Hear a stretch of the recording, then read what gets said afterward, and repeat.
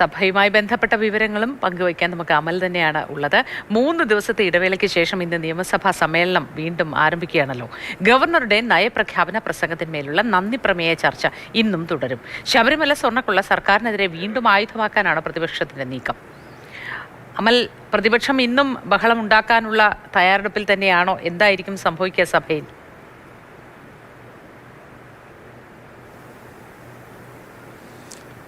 മോത്തി, നിയമസഭയിൽ ശബരിമല വിഷയം കെട്ടടങ്ങാനുള്ള ഒരു സാധ്യതയും കാണുന്നില്ല. കാരണം സമീപകാലത്ത് പ്രതിപക്ഷത്തിന് വീണ് കിട്ടിയ ഏറ്റവും വലിയ ആയുധം എന്നുള്ള നിലയ്ക്കാണ് കഴിഞ്ഞ സഭാ സമ്മേളന കാലയളവിലും അതോടൊപ്പം തന്നെ തദ്ദേശ തെരഞ്ഞെടുപ്പിലുമെല്ലാം ഈ പറയുന്ന ശബരിമല വിഷയം ഉയർന്നു വന്നത്. ആ ശബരിമല വിഷയം പക്ഷേ ഏറ്റവും ഒടുവിലെ സഭ ചേർന്ന ദിവസം, അതായത് 3 ദിവസങ്ങൾക്ക് മുൻപ് സഭയുണ്ടായിരുന്നപ്പോൾ ഭരണപക്ഷം കൂടി ആ വിഷയത്തെ എടുത്തുപയോഗിക്കുന്നതാണ് നമ്മൾ കണ്ടത്.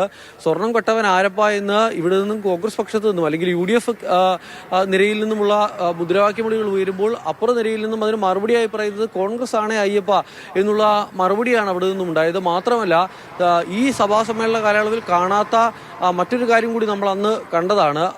ആദ്യം പുറത്തേക്ക് ബഹിഷ്കരിച്ച് സഭാ നടപടികൾ അവസാനിച്ച ശേഷം പ്രതിഷേധവുമായി പുറത്തേക്ക് പ്രതിപക്ഷം ബഹിഷ്കരിച്ചു. അതിനുശേഷം പിന്നീട് ഏറ്റവും ആദ്യം സഭയ്ക്ക് മുന്നിലേക്ക് പ്രതിഷേധവുമായി പ്രകടനമായി എത്തിയത് ഭരണപക്ഷ അംഗങ്ങളാണ്. KK ശൈലജയുടെ നേതൃത്വത്തിലുള്ള സംഘം MLA-മാർ പുറത്തേക്ക് എത്തി ശബരിമല വിഷയത്തിൽ കോൺഗ്രസിനെതിരെ ആരോപണം ഉന്നയിക്കുന്നതാണ് കണ്ടത്. ഈ ഉണ്ണികൃഷ്ണൻ പോറ്റി സോണിയാഗാന്ധിയും ഒപ്പമുള്ള ചിത്രങ്ങളും അടൂർ പ്രകാശും ആന്റോ ആന്റണിയും ഒപ്പമുള്ള ചിത്രങ്ങളുമൊക്കെ വിഷയമാക്കിക്കൊണ്ടായിരുന്നു അന്നത്തെ ഭരണപക്ഷത്തിന്റെ പ്രതിരോധം എന്ന് പറയുന്നത്. ഈ വിഷയം എന്തായാലും ഇന്നും സഭയെ പ്രക്ഷുബ്ധമാക്കാൻ തന്നെയാണ് സാധ്യത. അതോടൊപ്പം മറ്റു പല വിഷയങ്ങളും, കുഞ്ഞികൃഷ്ണന്റെ തുറന്നുപറച്ചിലടക്കമുള്ള വിഷയങ്ങളും സഭയിലേക്ക് എത്താനുള്ള സാധ്യത കാണുന്നുണ്ട്. ഗവർണറുടെ നയപ്രഖ്യാപനത്തിന് മേലുള്ള വിശദമായ ചർച്ചയും സഭയിലുണ്ടാകും. ഇന്നിപ്പോൾ ഏത് വിഷയം അടിയന്തര പ്രമേയമായി സഭയിലേക്ക് എത്തിക്കണമെന്നുള്ള കാര്യത്തിൽ പ്രതിപക്ഷത്തിന്റെ ഭാഗത്തു നിന്നും ഒരു തീരുമാനം ഉണ്ടായിട്ടില്ല.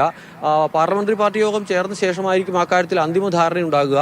പ്രതിപക്ഷം വളരെ പ്രധാനപ്പെട്ട വിഷയങ്ങളൊന്നും അല്ല അടിയന്തര പ്രമേയമായി അവതരിപ്പിക്കാൻ തയ്യാറാകുന്നത് എങ്കിൽ ഇന്നിപ്പോൾ നയപ്രഖ്യാപനത്തിന് മേലുള്ള ചർച്ചയിലേക്ക് കാര്യങ്ങൾ പോകാനാണ് സാധ്യത. ആ ചർച്ചയിൽ വിശദമായി തന്നെയുള്ള വാദപ്രതിവാദങ്ങൾ ഉണ്ടാകും. അതിൽ ഏറ്റവും പ്രധാനപ്പെട്ട വിഷയം ശബരിമലയായിരിക്കുമെന്ന കാര്യത്തിൽ ഒരു തർക്കവുമില്ല. മോത്തി, ശരി അമൽ, നമുക്ക് നോക്കാം എന്താണ് സഭയിൽ സംഭവിക്കുക എന്ന്. ഏത് വിഷയങ്ങളായിരിക്കും പ്രതിപക്ഷം ഉന്നയിക്കുക, അതിനെ എങ്ങനെ ഭരണപക്ഷം പ്രതിരോധിക്കുന്നു തുടങ്ങിയ കാര്യങ്ങൾ. ശബ്ദം മുഖരിതമാകുമോ സഭ എന്ന്